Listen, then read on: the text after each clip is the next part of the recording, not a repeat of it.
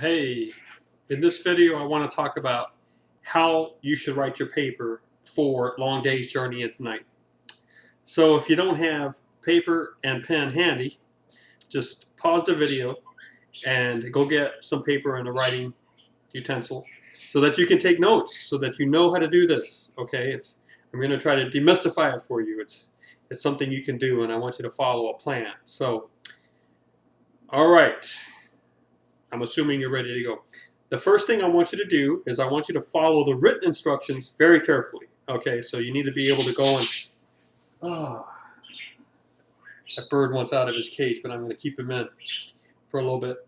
Go ahead and go to the overview or the writing assignment in the work folder, work week, and just read what's there. It's going to tell you the word count. It's going to tell you how to submit. It's going to tell you how many quotes you need, how you need to cite that source, you know, whether it's MLA or MLA style.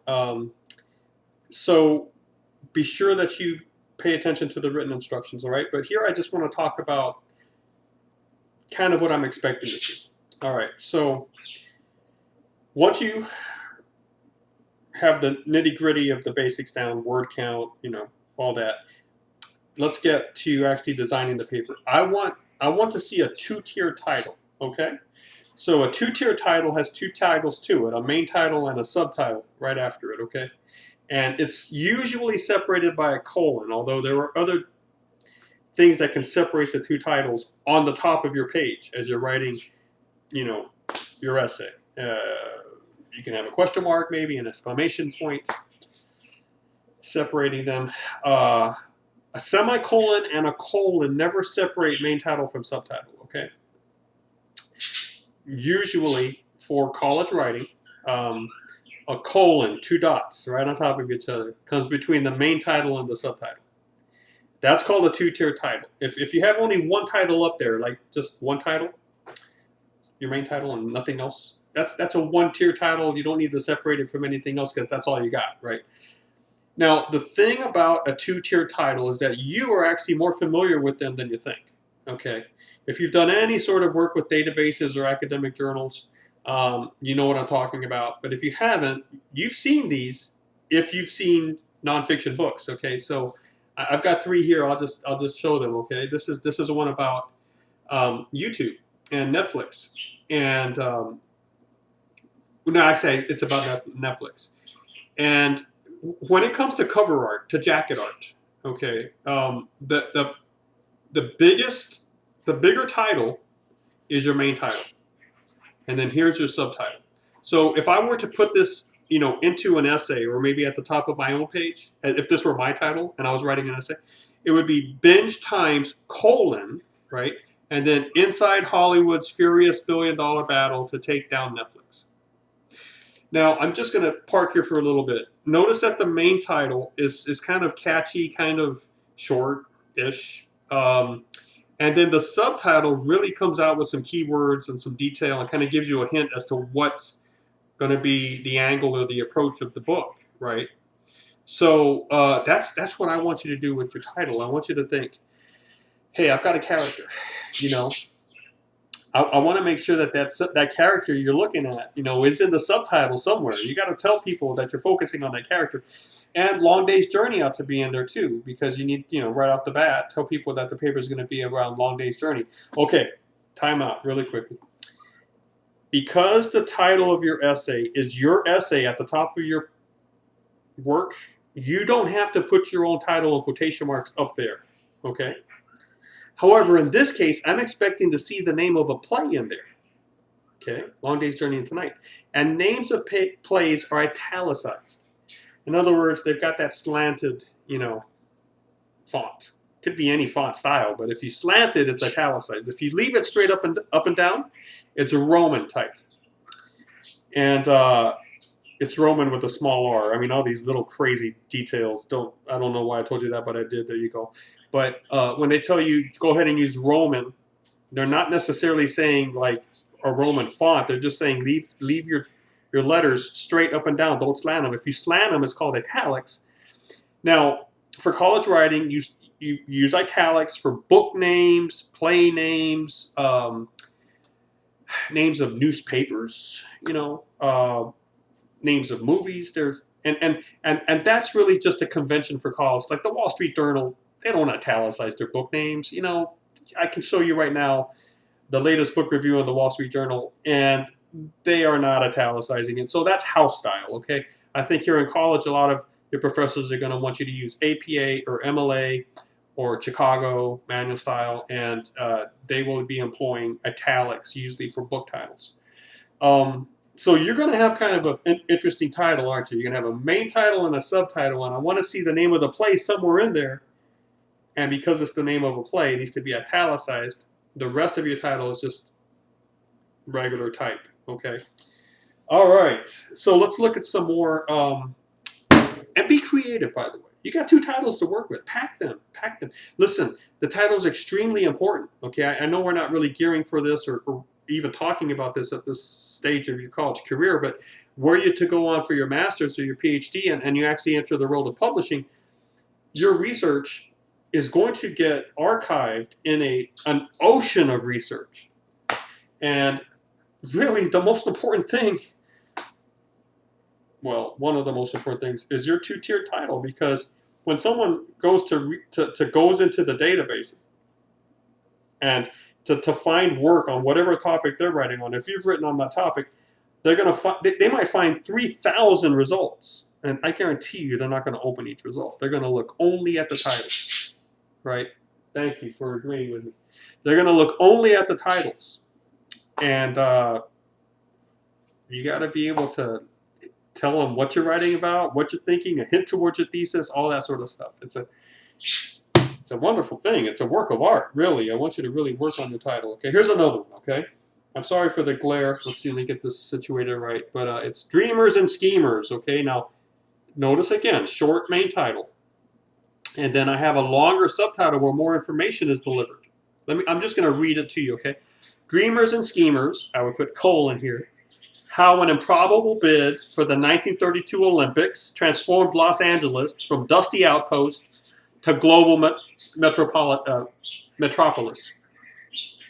So I know what it's about. Well, kind of. I mean, the title up here is going to tell me about the schemers, right? You got some shady people. You got some dreamers. These are go-getters, work hard, don't ever give up. And then here are the tricksters. Okay, I can already start expecting that, right? And I know it's about the Olympics now. I know that what's the Olympics, 1932, and I know that really it's going to be looking at how Los Angeles lobbied for it and got it, and how that changed Los Angeles. All of that's right there in the title, 2-tier title. So that's the work the title does, and I want you to be really focusing on that. That's going to be a big thing when I look at your essay, really. I do want you to work on that. Now here's one that's kind of easier to understand. I'm reading this one right now too. How to Sell a Poison. The Rise, Fall, and Toxic Return of DDT. It's history, right? Rise, fall, and toxic return. How to sell a poison. I don't even have to read the book to tell you it's probably going to be looking at how the companies and the governments that had a ton of supply, the companies that wanted to make a profit, are going to try to convince the market this is a good thing. You want it, let's sell it. Sure enough, that's what the book's about. But anyway, okay. I want you to work on a 2-tier title. I want to see that up there. Okay, now, as you start, I want you to pretend that whoever's reading your essay is reading it for the first time. Pretend it's in a magazine, someone sitting at the airport. They're leafing through it. They don't have to read your article. You got to catch them by the title. You got to create interest, maintain it, and reward it. Okay, but let's just assume that they've never read the play. Okay, so you have to start off with who the author is, when the play was published, what's the play's name, maybe a little history about the play. How was it received in its time? What has it become? Is this the great American play? I don't know. Go read about it. All right, but a little history on the play, right? And then you're going to need to summarize the play. Summarize it. Because remember, your audience is waiting for the plane, and they're just sitting leisurely reading. They don't have the play with them. They're not in your class. They may or may not have already read it. So let's just assume they didn't. Summarize it quickly, the whole thing. Okay?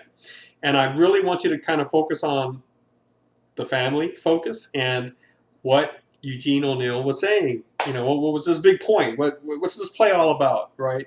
Okay. All right, once you get that done, then I want you to introduce your focus.